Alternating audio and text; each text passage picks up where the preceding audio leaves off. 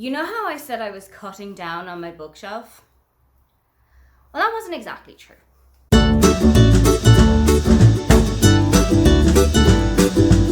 Hi, welcome, come on in. My name is Aoife and today I am taking you through all of the books that I have acquired over May and June. There's a little bit of July mixed in here as well, but the majority of these came in June because that is when my birthday is. Most of these I bought for myself. Some of these also came as gifts, but there's two in the pile that are on the way that I actually can't show you yet. From my colleagues at work, I was gifted a book voucher for a bookshop that's here in Berlin. It's one of my favorite places to be. It's one of my favorite places to buy books.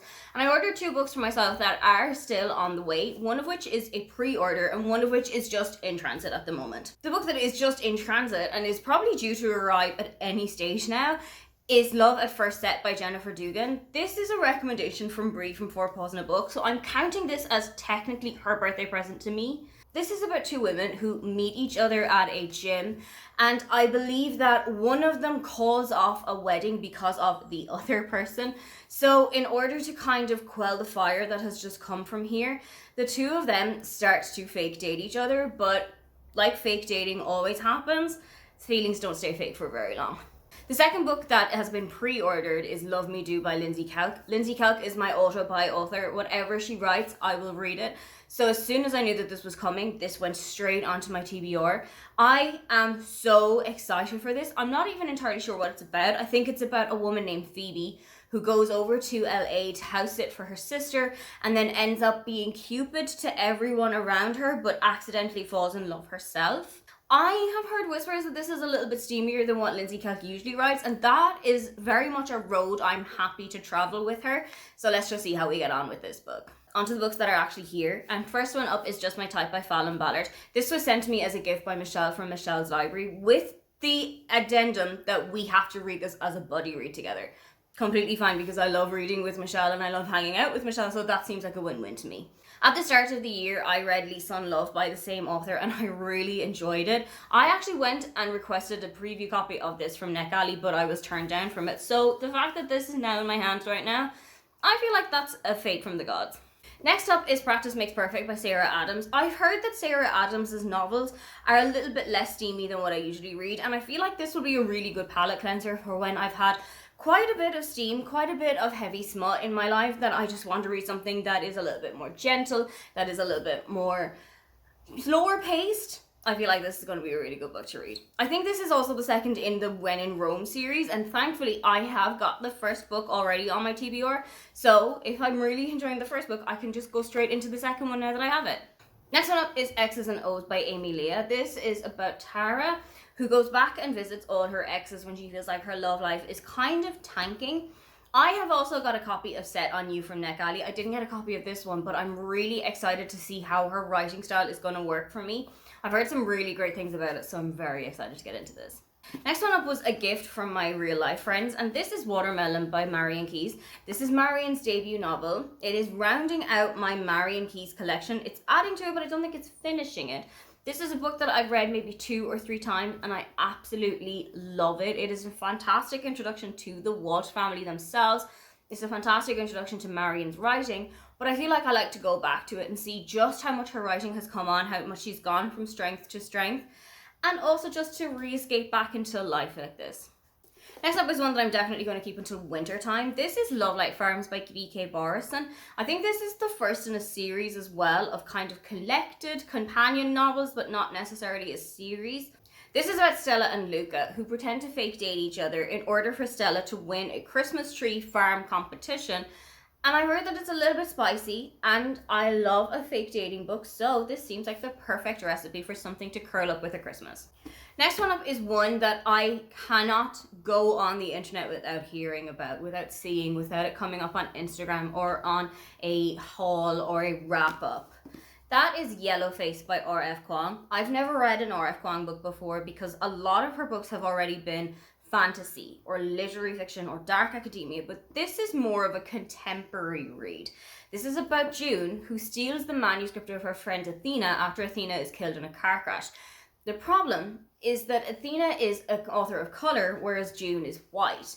The story that Athena was telling is a bestseller, is an absolute hit, is a knockout, but it's not June's story to tell.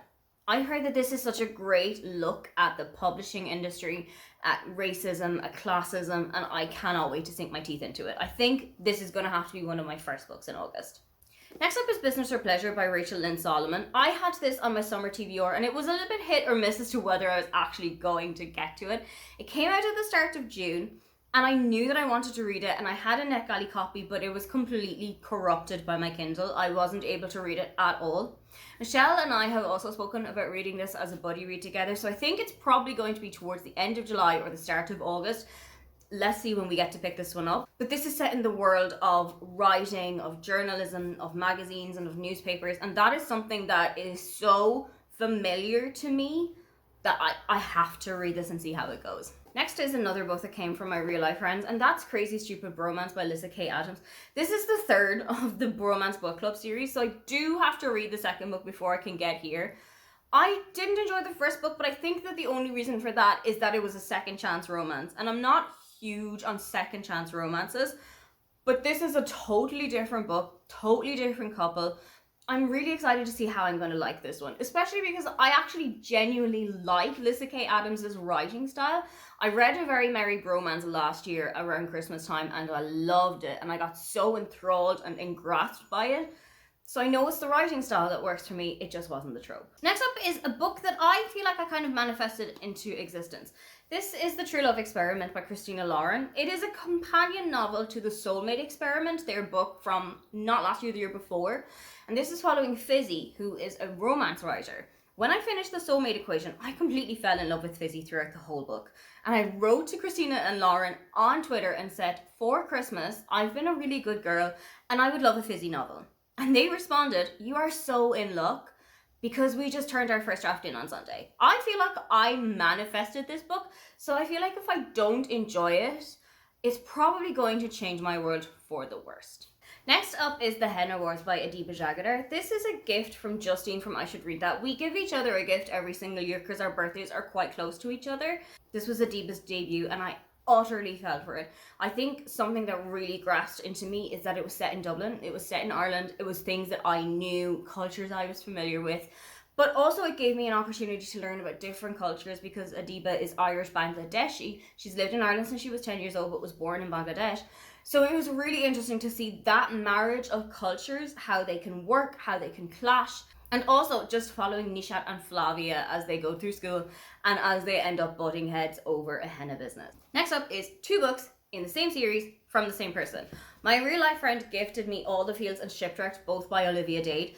I have listened to Spoiler Alert maybe 2 or 3 times now. Every time I find something new to enjoy about it, every time I find something new that I love about it. I really love Olivia Dade's writing style, how well she treats plus size heroines, and I am so intrigued to see how the rest of this series is going to go.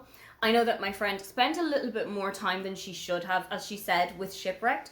She hasn't told me why, but I'm really interested to find out why. Final book in the pile is another Christina Lauren book. This is In a Holidays and it was gifted to me by Daniela from Only for a Page. Again, she and I have our birthdays quite close to each other, so we do also kind of back and forth tennis play with books for each other. This is also going to be a Christmassy read for me. It is kind of like if Groundhog Day took place at Christmas, with family celebrations and with having to change the course of your life. I am so excited to get back to this book. Those are all of the books that I acquired over May and June, including quite a lot of birthday presents that I am so thankful for. Which of these books is a favorite of yours? Which one do you think that I should start out with? Or is there any of those that you'd also put on your TBR? If you'd love to leave me a comment but you can't think of anything you'd like to say, then just leave me the birthday cake emoji. Don't forget to like and subscribe because I have new videos up every week. Now, get on out of here.